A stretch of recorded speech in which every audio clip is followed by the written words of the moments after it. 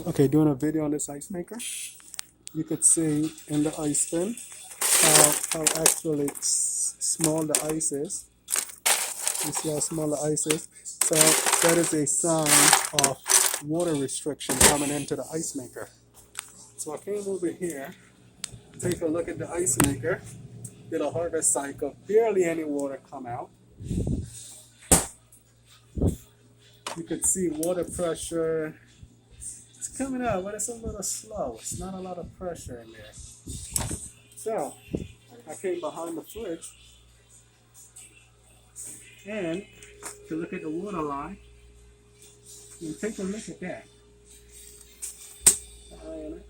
Take a look. It's actually been leaking in the wall. See that? It's been leaking in the wall for quite some time. Leaking in the wall.